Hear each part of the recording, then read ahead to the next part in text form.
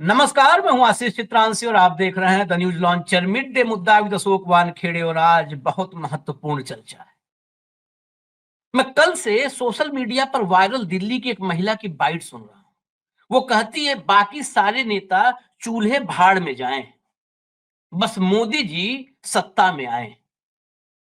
उस महिला की बयानबाजी या बाइट सुनने के बाद जो मैं इस देश की इकोनॉमी के हालात को देखा, उस पर नजर डाला, तो ये समझ में आया कि मोदी जी सत्ता में आए, देश भले ही चूल्हे भाड़ में जाए।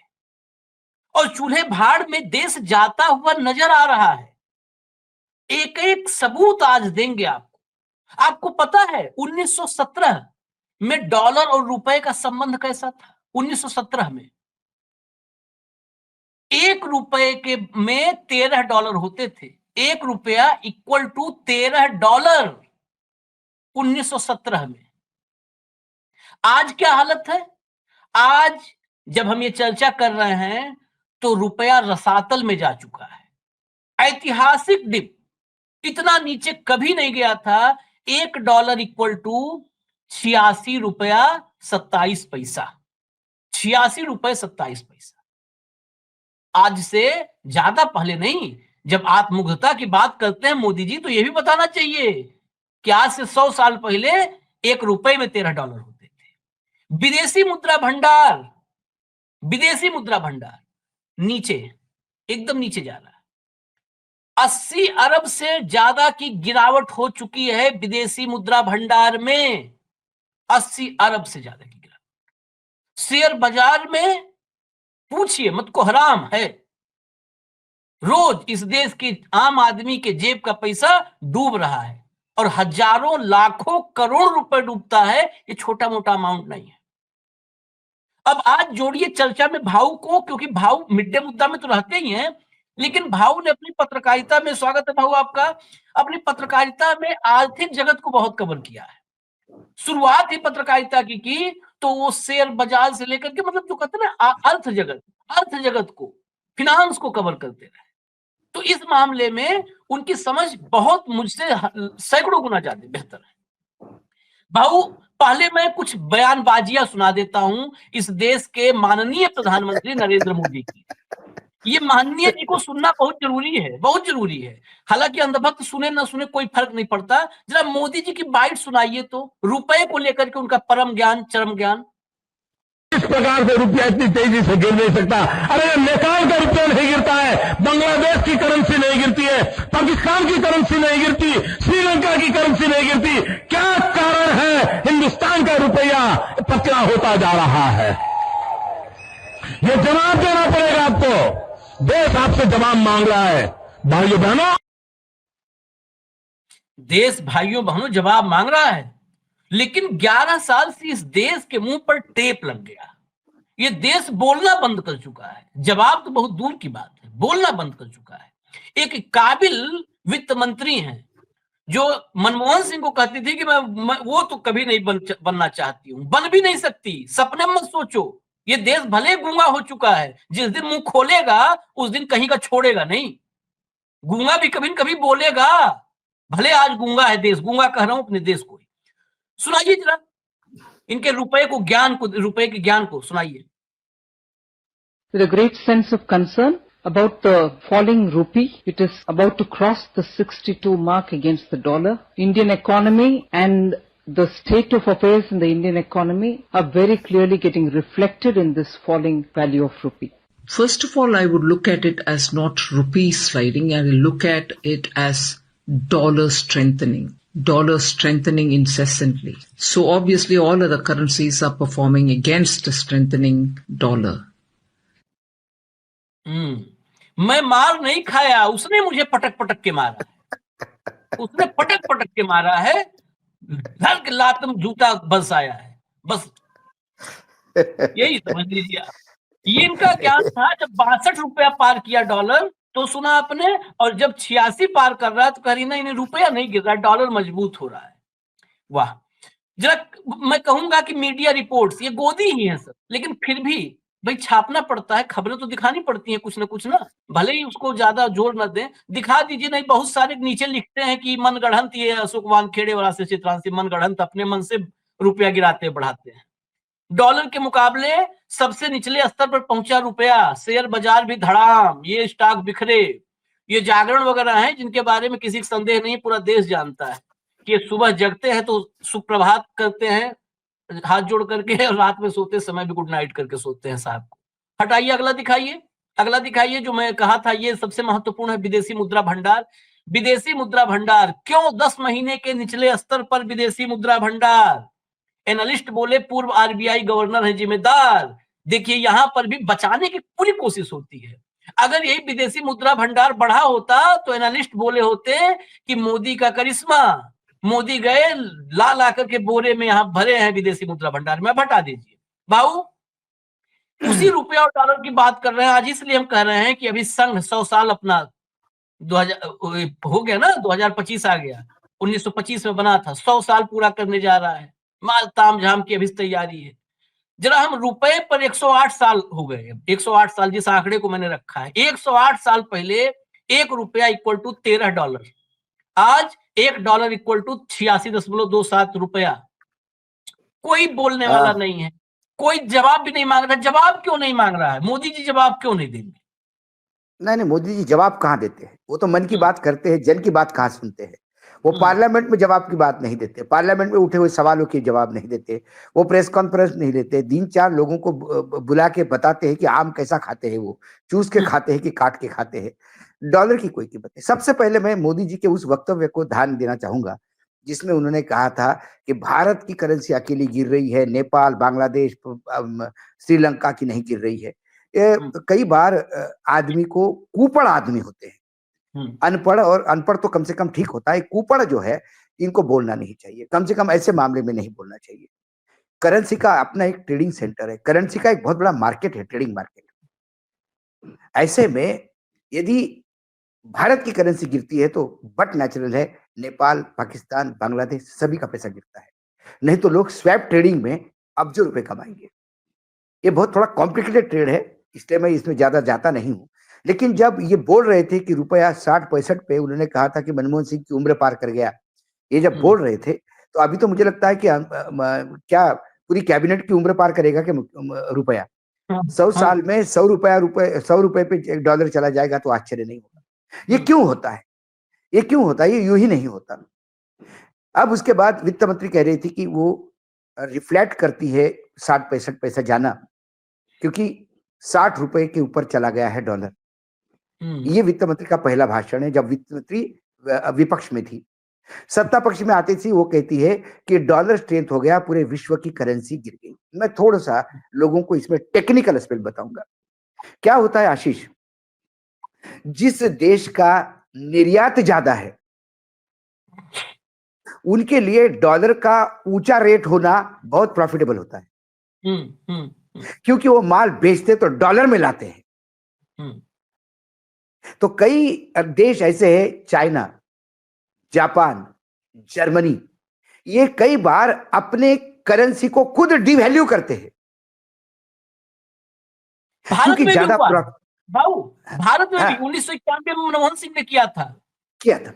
लेकिन होता क्या है, तब आपका निर्यात ज्यादा होता है। हाँ, यदि आज देश का निर्यात ज्यादा होता तो गिरते हुए रुपये को लेके, आज लोहड़ी का दिन है, मैं सभी दर्शकों को लोहड़ी की भी शुभकामनाएं देता हूं। आज भंगड़ा करते सारे लोग, पूरा देश नाचता रुपया गिरने पे, यदि हमारा निर्यात ज्यादा होता।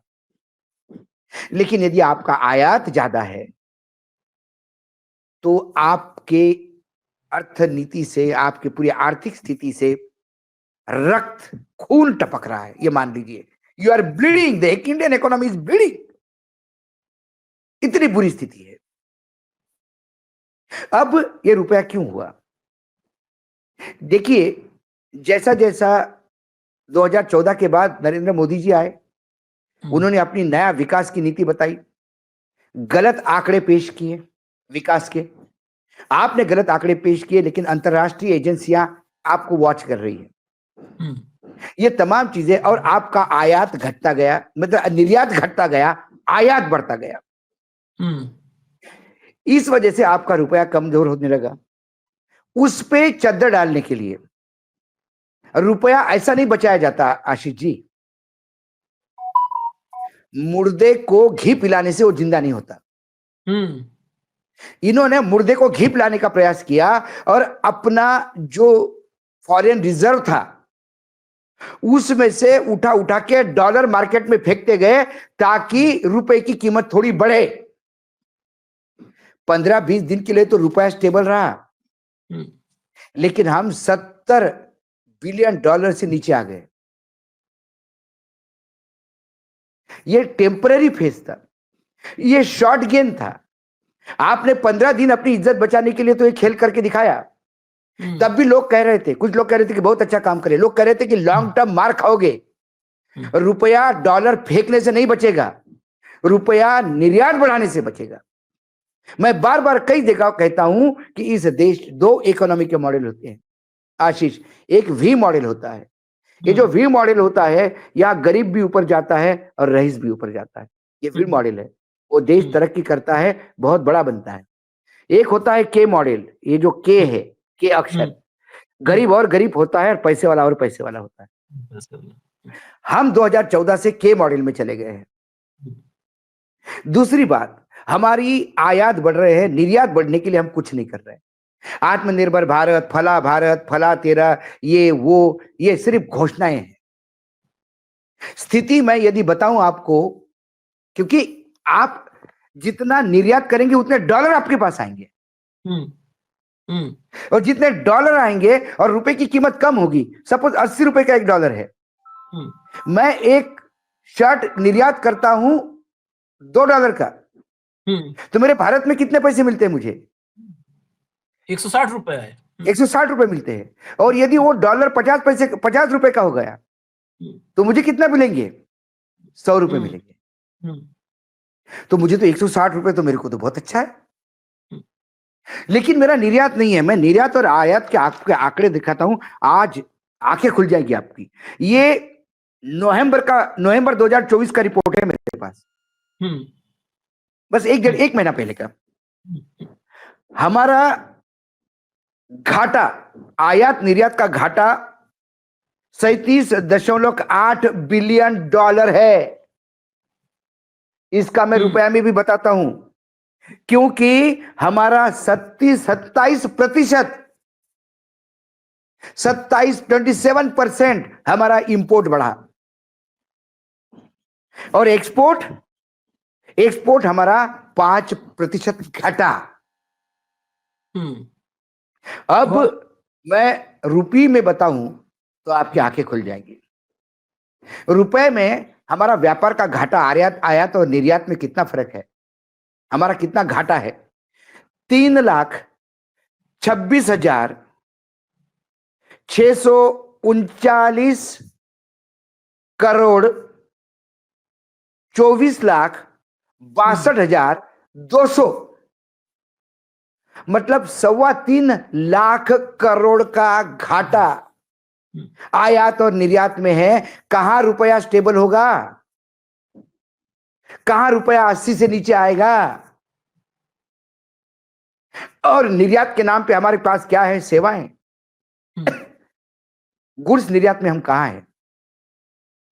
विश्व में सबसे ज्यादा सब्जियां और फ्रूट उगाने वाला देश भारत है, लेकिन सबसे ज्यादा सब्जियां और फ्रूट फेंकने वाला भी देश कौन सा है? भारत है।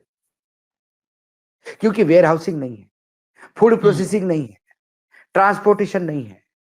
हमारे यहां एक अपिड़ा बना हुआ है जो विदेश में एग्रीकल्चर प्रोड्यूस बेचता है, उसके लिए कोई मदद नहीं है। आज आयात कम करो, आयात कम करो कहते हैं। प्रधानमंत्री के और वित्त मंत्री के कई भाषणों में मैंने सुना कि खाद्य तेल आयात नहीं होना चाहिए। हमारे देश में आज 60 से 70% तेल आयात होता है, खाद्य का, खाने का तेल बता रहा हूं मैं आपको, पेट्रोलियम नहीं बता रहा हूं।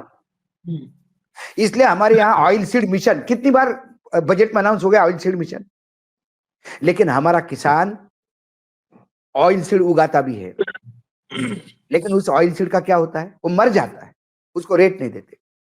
अब मैं सोयाबीन का किस्सा सुनाता हूं। सोयाबीन की कीमत 8,000 10,000 रुपए क्विंटल हो गई थी, क्योंकि सोयाबीन के तेल को भी अच्छे भाव थे, किसान भी कमा रहा था, सब ठीक था। एकाएक भारत सरकार ने सोयाबीन तेल आयात करने का तय किया। सोयाबीन तेल आयात होते ही सोयाबीन के रेट 3500 पे आ गए। 4,200 रुपए मिनिमम एमएसपी है, कोई खरीदने को तैयार नहीं। और प्रधानमंत्री महाराष्ट्र के चुनाव में जाके बोले कि मैं 6,000 रुपए दूंगा सोयाबीन को, किसान इंतजार कर रहा है। चुनावी जुमला साबित हुआ। अब इस तेल की एक मैं और आपको गुत्थी सुलझाता हूं। अब आप कहोगे कि भारत का सोयाबीन का तेल महंगा क्यों होता भाई, वर्ल्ड का सस्ता क्यों है? एक बीटी टेक्नोलॉजी है, यदि आपको याद होगा। हमारे देश में बीटी कॉटन अलाउड है, बीटी सोयाबीन अलाउड नहीं है। तो मेरे यहां जो ऑर्डिनरी सोयाबीन है वो 1 एकड़ में 10 क्विंटल होता है। बीटी सोयाबीन 1 एकड़ में 80 क्विंटल होता है। ठीक है, विदेशों में बीटी सोयाबीन है। जो तेल सोयाबीन का इंपोर्ट हो रहा है वो बीटी का तेल है। तो बीटी सोयाबीन का तेल इतना सस्ता है, उसके सामने भारत के सोयाबीन का तेल तो नीचे पटक पटक के सर पटक के रोएगा तो भी बिकेगा नहीं। सोयाबीन तेल यदि आयात नहीं होता तो मेरे यहां सोयाबीन को रेट मिलता, लेकिन नहीं। सोयाबीन तेल क्यों आयात हुआ?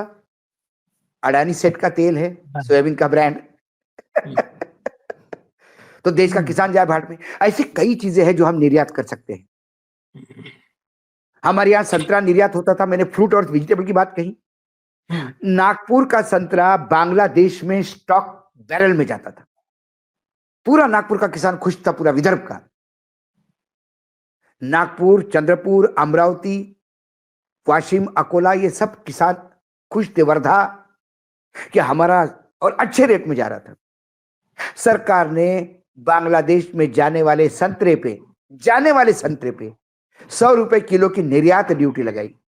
अब मुझे बताओ, 100 रुपए महंगा संतरा पर केली यदि ड्यूटी से होगा तो बांग्लादेश वालों ने हाथ जोड़ लिए, वो थाईलैंड की तरफ गए संतरा लेने, और मेरे नागपुर का संतरा सड़ गया। ये नीतियां किसके लिए करते हैं? क्योंकि गडकरी नागपुर से आती, इसलिए परेशान करना है। गडकरी खाए गाली, अपने क्या करना है? पढ़ने दो गाली उसको। क्या ये राजनीति का स्तर आ गया है? ऐसे कई मैं उदाहरण दे सकता हूं आपको। तो जब तक आपका निर्यात नहीं बढ़ेगा, आपका डॉलर नहीं रुकेगा, आपका आयात कम नहीं होगा। आयात कहां से कम होगा? आत्मनिर्भर भारत, तेजस, बड़ी बिल्डर है हम, बड़ी बिल्डर। ये बसेस के चेसिस पे कई बसें बनाने वाली कंपनी है। इंजन जी से आएगा, तोहफे बाहर से आएगी तो उसके बारूद भी बाहर से आएगी, गोलियां भी बाहर से लानी पड़ रही है हमको। ये हमारे देश के इन कुपड़ लोगों की नीतियां है। दास साहब को लोग बोल रहे थे, गवर्नर थे, अरे भाई साहब ये आयात कम करो, निर्यात बढ़ाने का कुछ प्रयास करो तो डॉलर देश में आएगा। जिस देश में ज्यादा डॉलर आता है उसकी करेंसी स्टेबल होती है। आपने क्या किया? मरीज को ठीक करने के बजाय मरीज को वेंटिलेटर पे रखा। आज ना कल वेंटिलेटर पे निकालना पड़ेगा, मरीज मरेगा। भाई मुझे एक बीमारी है, मुझे बचने के लिए वेंटिलेटर पे आपने रख दिया। दवाई जब तक दोगे नहीं तब तक वो वेंटिलेटर पे कितना दिन तक रहूंगा मैं? फिर मेरा मरना तय है। आप दवाई नहीं दे रहे थे, आप निर्यात नहीं बढ़ा रहे थे, सिर्फ बड़ी बड़ी बातें होती है। मुझे याद है वित्त मंत्री का भाषण कि आंध्र प्रदेश की मिर्च, श्रीनगर का केसर हम क्लस्टर डिस्ट्रिक्ट बनाएंगे। कहां हो गया भाई क्लस्टर डिस्ट्रिक्ट? कौन सा है? हर बजट में बस हवाबाजी, हवाबाजी और हवाबाजी। कैपिटल एक कभी जनरेशन कहाँ है? इन अब इन आइए लोगों शेयर मार्केट, अब आइए शेयर मार्केट पे। ये तो हो गया आयात निर्यात से, डॉलर जाता है बाहर, आता नहीं है। यदि 3 लाख 3.25 लाख करोड़ का घाटा है तो इतना डॉलर बाहर जा रहा है ना अपना। 3 लाख 3.25 लाख करोड़ का डॉलर बाहर जा रहा है, तभी तो हम भाई डॉलर में ही माल बेचेंगे, तभी तो पैसा आएगा, माल देगा ना कोई। ये हो गई बात। अब दूसरी शेयर मार्केट में ले लीजिए। शेयर मार्केट से लगातार बाहर आउटफ्लो हो रहा है। हमारे शेयर मार्केट में जो विदेशी निवेश है वो धीरे धीरे फॉरेन इन्वेस्टर जिसको या फाइज करते हैं वो धीरे धीरे निकल रहे हैं। उसमें कई कारण हैं। उसमें एक कारण है कि हमारे यहाँ इकोनॉमी की ग्रोथ स्लो है। गवर्नमेंट के आंकड़े कहते हैं कि 6.4 पे है, जो पिछले 4 साल से नीचतम है। इंडस्ट्रियल स्लो डाउन है, कैश क्रंच है और इंडियन रूपी बुरी तरह से नीचे गिर रहा है। ये सारे द्योतक है जिससे ये पता पड़ता है कि ये इकोनॉमी बीमार है। जब आपकी इकोनॉमी बीमार है तो फिर बाहर से पैसा लगाने वाला आदमी धीरे से निकल जाता है, क्योंकि स्टॉक मार्केट उस इकोनॉमी के इंडाइसेस से चलता है। यदि आपकी इकोनॉमी नीचे होगी तो स्टॉक मार्केट भी नीचे रहेगा। विदेशी आदमी तो पैसा कमाना आता है, एक काम वो हो गया। दूसरा, अमेरिका में अभी जो लेबर की रिपोर्ट आई है जॉब्स की, वो रिपोर्ट इतनी स्ट्रांग है कि अमेरिकन इकोनॉमी उभरती हुई दिखाई दे रही है। तो आरबीआई, वहां जो फेडरल बैंक है, वहां का जो रिजर्व बैंक है फेडरल बैंक, वो क्या करता है, जब दर बढ़ाता है ब्याज की तो हमारे यहां से इन्वेस्ट निकल जाता है और वह अमेरिका में चला जाता है, क्योंकि वहां अच्छा ब्याज मिल रहा है तो क्यों भारत में रिस्क लेंगे वो लोग। जब वहां ब्याज कम मिलना शुरू हो जाता है डिपॉजिट पे, तो वो लोग उससे ज्यादा कुछ भारत में मिलता है क्या करके शेयर मार्केट में लगाते हैं। तो वहां जो ब्याज की दर कम होनी थी वो उसने मेंटेन रखी, काटी नहीं। इससे सेंटिमेंट और जो धारणा होती है वो और नीचे आ गई और शेयर मार्केट धड़म हो गया। अब भाई आपके यहाँ 5 करोड़ लोग आ गए कुंभ में, इसलिए तो शेयर मार्केट नहीं चढ़ेगा, है ना। ये आप भगवे कपड़े पहन के नाच सकते हो, शेयर मार्केट और रुपए की कीमत नहीं चढ़ेगी कि अच्छा आपने ये कर दिया, या किसी मस्जिद में आपने मंदिर ढूंढ लिया तो शेयर मार्केट नहीं बढ़ेगा, ना रुपए की कीमत बढ़ेगी। इस देश की अल्टीमेटली एक कहावत है, बिना भोजन न भजन हो गोपाला। भोजन की व्यवस्था क्या है, इकोनॉमी क्या है। आज मेरे घर की मैं बात बताता हूं, 3-3.5 हजार रुपए का किराने का बिल है हर महीने का। इस बार 6,000 हो गया। उसमें दालें नहीं मंगाई गई क्योंकि पिछले दिसंबर में हम सब लोग बाहर थे। तेल 200 रुपए पहुंच गया है, दालें 150-200 के रेंज में है। सब्जियां आप भूल जाइए, कोई पुराने रेट 20 रुपए किलो वाला भूल जाइए वो रेट। तो हर आदमी का यदि बजट बढ़ा है, खाने का बजट बढ़ा है, आपके किराने का बजट बढ़ा है, इलेक्ट्रिक का बिल लगातार बढ़ता ही जा रहा है, पेट्रोल डीजल के रेट बढ़ रहे हैं तो ट्रांसपोर्टेशन बढ़ रहा है, स्कूल की फीस बढ़ रही है, क्या नहीं बढ़ रहा है। बढ़ नहीं रहा है तो सिर्फ निर्यात, बढ़ नहीं रहा है तो वित्तीय जो अपना जो प्रॉफिट होना चाहिए वो घाटा भी बढ़ रहा है। बताओ, तो अल्टीमेटली इसको रोकना कहां पड़ेगा, एक कोई बेसिक नीति बनानी पड़ेगी। सिर्फ जुमलेबाजी से नहीं होगा कि देश महान आर्थिक शक्ति, मैं बार बार कहता हूं 143 करोड़ का देश है ये आशीष। इसकी इकोनॉमी वर्ल्ड में 4थे नंबर पे हो सकती है, 3रे नंबर पे हो सकती है, 2रे नंबर पे हो सकती है। इकोनॉमी बड़ी होने से काम नहीं होगा, इकोनॉमी प्रॉफिटेबल होने से काम होगा। एक दुकान है जिसका टर्नओवर 1 करोड़ है और प्रॉफिट 30% है, मतलब 30 लाख साल का प्रॉफिट कमाता है, और एक आदमी का 100 करोड़ का टर्नओवर है, और उसका प्रॉफिट 0 है, उसका लॉस है 30 लाख रुपए। तो उस 100 करोड़ के टर्नओवर को काट चाटूंगा मैं। मेरे लिए ये बहुत अच्छा है 1 करोड़ वाला। मुझे इकोनॉमी बड़ी नहीं चाहिए, बड़ी तो देश की जनसंख्या के कारण होती है। ये उपमहाद्वीप है, केरल जैसे राज्यों के बराबर यूरोप में देश है।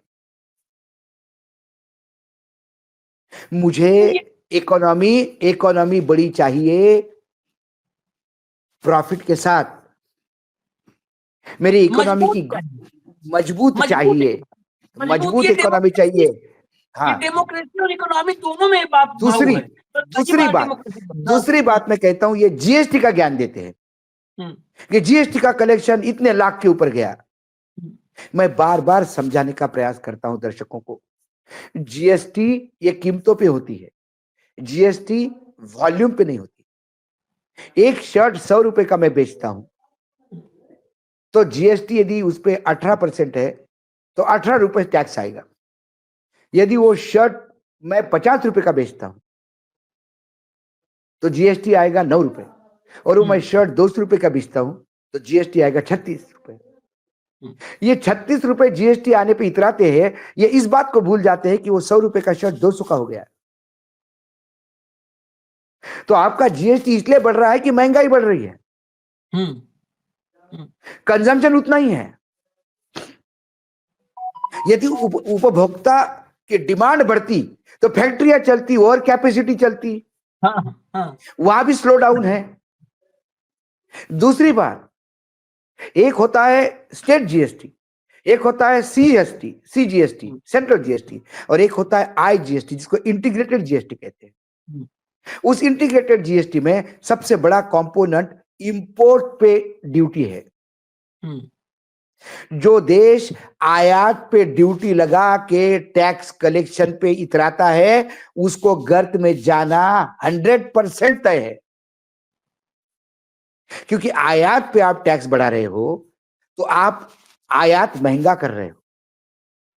तो जो हमारे फैक्ट्रियों के लिए हम ला रहे हैं वो महंगा आएगा तो फिर यहां प्रोडक्ट भी महंगा बिकेगा।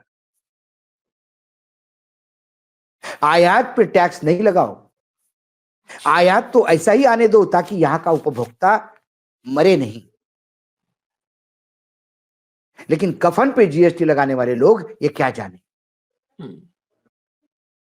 एनपीए बैंकों का बढ़ रहा है, हर जगह एनपीए बैंकों का बढ़ रहा है, और एनपीए बढ़ते समय यदि यूपीए सरकार में एनपीए बढ़ा तो ये बैंकों का घाटा है।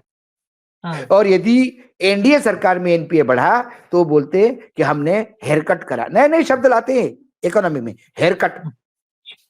और उसमें क्या होता है, बोलते नहीं नहीं हमने वो लोन माफ नहीं किया, हमने वो वसूलने का अधिकार रखा। अरे कितना वसूला, 10% का भी रेट है वसूलने का।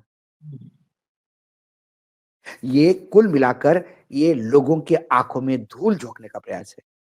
मैं बार बार कहता हूं, हमारे गांव में एक कहावत है, सब चीजों का सोंग ले सकता है आदमी, पैसे का सोंग नहीं ले सकते। पैसे का काम पैसा ही करता है। मैं बड़ा बनने का लोगों के सामने बता सकता हूं, मैं सेलिब्रिटी बनने का आव ला सकता हूं कि नहीं मैं सेलिब्रिटी हूं, लेकिन मैं करोड़पति होने का नहीं बता सकता, क्योंकि उसके लिए करोड़ रुपए होना जरूरी है। मैं नौटंकी नहीं चलती पैसे में, पैसे का काम पैसा करता है। और आज जो देश पे आयात निर्यात में 3-3.25 लाख करोड़ का घाटा खाता हो, उस देश की क्या कहने। और फिर कहते हो कि डॉलर बढ़ रहा है इसलिए, शर्म नहीं आती है बोलते समय? मूर्ख समझ रखा है। मुझे जेएनयू के जिन लेक्चरर्स ने निर्मला सीतारामन को पढ़ा, मुझे उन पे दया आती है। वो बेचारे मुंह छुपा के बैठे होंगे अपने कमरे में, हमने ये तो नहीं पढ़ाया था इसको। अच्छी खासी पढ़ी लिखी मैना कुपड़ कैसी हो गई। लेकिन फिर गिरगिट को देख के गिरगिट रंग बदलता है। कुपड़ों की जमात में बैठोगे तो कुपड़ की बातें करोगे। उनके पतिदेव ज्यादा अच्छी तरह से जानते हैं भारतीय अर्थनीति को। नहीं, पतिदेव की कौन अब सुन रहा है? पतिदेव की तो कभी सुनी होती तो अर्थव्यवस्था में और डॉलर और रुपए को लेकर ऐसे ज्ञान ही नहीं दी होती।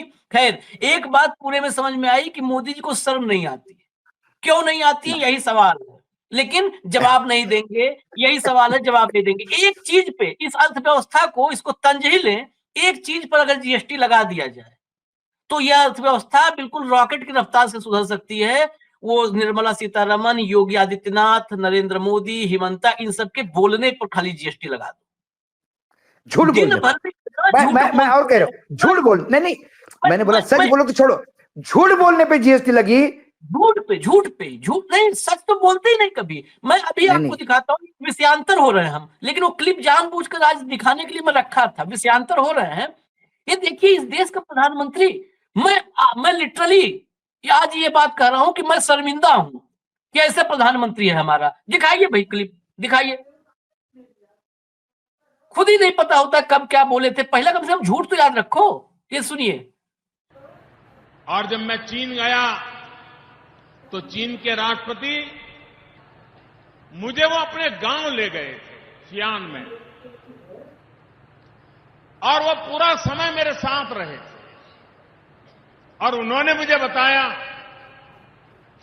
कि ह्यूआनसांग जो चीनी फिलोसोफर था, जो वडनगर में रुका था, लंबे अरसे तक उसने अध्ययन किया था, और हिंदुस्तान से जब वापस लौटा तो ह्यूआनसांग मेरे गांव में आकर के रुका था। 2014 में जब मैं प्रधानमंत्री बना तो स्वाभाविक दुनिया के लीडर से कर्टसी कॉल करते हैं। तो चीन के राष्ट्रपति शी, उनका कर्टसी कॉल आया, शुभकामनाएं वगैरह वगैरह बातें हुई। फिर उन्होंने खुद ने कहा कि मैं भारत आना चाहता हूं। मैंने कहा बिल्कुल स्वागत है आपका, आप जरूर आइए। तो कहा लेकिन मैं गुजरात जाना चाहता हूं। मैंने कहा तो और अच्छी बात है। तो उन्होंने कहा कि मैं तुम्हारे गांव वडनगर जाना चाहता हूं। मैंने कहा क्या बात है, आपने यहां तक का कार्यक्रम बढ़ा दिया है। बोले तुम्हें मालूम है क्यों? मैंने कहा नहीं, मुझे मालूम नहीं। तो बोले मेरा और तुम्हारा एक स्पेशल नाता है। मैंने कहा क्या? ह्यूएनसांग जो चाइनीज फिलोसोफर था, वो सबसे ज्यादा समय तुम्हारे गांव में रहा था, लेकिन वापस जब आया चाइना तो मेरे गांव में रहा था। तो बोले हम दोनों का ये करेक्ट है। 2017 में जब ये बताए तो ये चीन गए थे और जो है जिनपिंग को अपने गांव ले गए। 2025 में 2014, मतलब 3 साल रिवर्स। ये टाइम मशीन में ट्रेवल करते, टाइम नहीं मशीन में नहीं, ट्रेवल। देखिए उनके एक इंटरव्यू में उन्होंने कई बार कहा कि मैं तो स्कूल गया ही नहीं, मैं तो कॉलेज वाले से तो पढ़ाई नहीं, मैं तो भीख मांग के खा रहा था। फिर वो बांग्लादेश के इसमें जेल में भी चले गए थे। ये आदमी पिछले 70 साल में 170 साल का काम कर चुका है। तब भी माफ नहीं करते, तब भी देश को नहीं माफ करते, तब भी देश को माफ नहीं करते। दूसरी बात है, कई जगह पे ऐसा कॉन्ट्रडिक्शन है, एक जगह नहीं है, कई जगह है, खुद को ही कॉन्ट्रडिक्ट करते हैं। अभी हाल ही में 2024 के चुनाव में बोला था कि मैं बायोलॉजिकल हूं, नॉन बायोलॉजिकल हूं, तो ऊपर से जन्मा हूं। अब भी पॉडकास्ट में बोला नहीं, मैं तो इंसान हूं भाई, मैं तो इंसान हूं। तो उसके देवत्व को क्या मोहन भागवत ने डंडा मार के फिर इंसान बनाया? मतलब ये देश के प्रधानमंत्री है, कम से कम इनको ये भूलना नहीं चाहिए। मैं ये नहीं कहता हूं कि देश के प्रधानमंत्री कोई डिग्री वाले होने चाहिए, देश के प्रधानमंत्री कोई भी बोलो, लेकिन उस पद पे जाने के बाद उस पद की गरिमा रखो। पद की गरिमा इतने नीचे मत गिराओ कि लोग आप पे हंसे कि आपने 10 दिन पहले क्या कहा था, आज क्या कह रहे हो और कल क्या कहोगे, कोई भरोसा नहीं, कोई भरोसा नहीं। अभी इन्होंने सिर्फ अपने गांव में बताया, उसके बाद ये कहेंगे कि भाई अमित शाह जी के भी गांव गए थे, जाते समय रोटी अमित शाह जी गांव खाई थी उनने, रास्ते में भूख लग गई थी। तो जब आप बताने वाला भी वो भी जिंदा नहीं है, चीन का राष्ट्रपति कोई इसमें खंडन करने वाला नहीं है।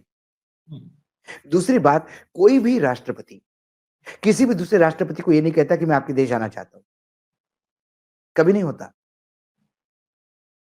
वो एक डिप्लोमेटिक चैनल होता है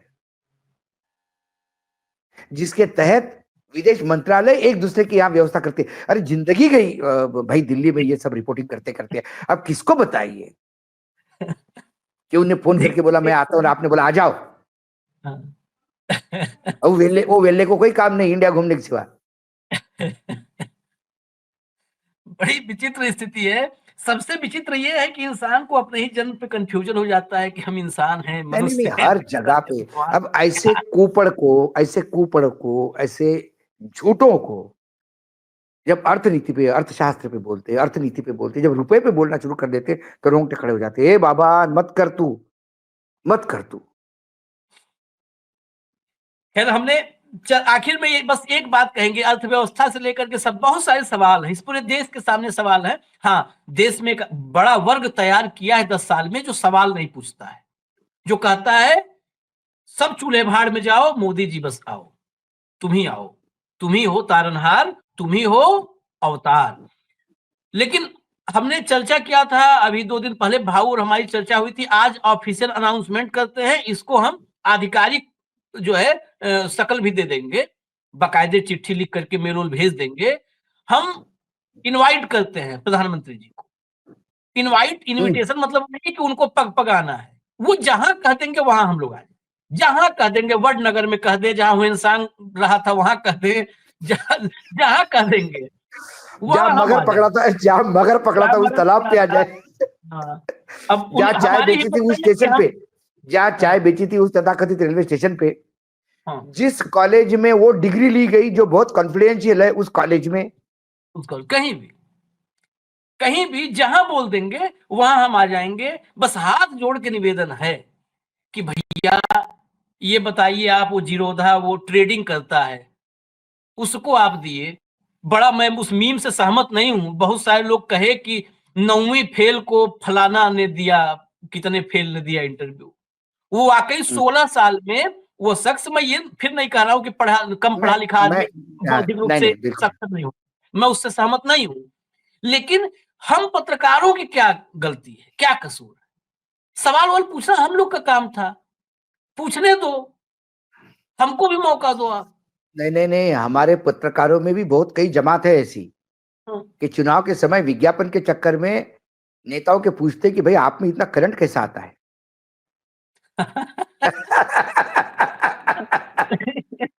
नहीं तो उसी करंट, ये जो करंट तलाश रहे हैं लोग, करंट तलाश रहे हैं, ऊर्जा तलाश रहे हैं, 18 घंटे काम करने की ऊर्जा तलाश रहे, करंट तलाश रहे, वही तो झटका इस देश को दे रहा है। खैर ये निवेदन है, हम अभी बता दे रहे हैं कि हम बाकायदे चिट्ठी लिख करके दर्शकों को दिखा देंगे, हम ऑफिशियली भेजेंगे, बाई पोस्ट भेज देंगे, मेल वगैरह जो भी सुविधा होगी उससे भेज देंगे। हाथ जोड़ के निवेदन भी करेंगे प्रधानमंत्री जी से कि एक मौका दे, एक मौका दे। यही सब जो हम लोग, मान लिया हम लोग गलत बता रहे हो इकोनॉमी को लेकर के, इसको करेक्ट कर दे कि नहीं जीडीपी ग्रोथ बहुत तेजी से बढ़ रही है, विदेशी मुद्रा भंडार बढ़ा है, रुपए गिरने से भारत को फायदा है, ये सब वो डिफाइन, वही एक्सप्लेन कर दे ना।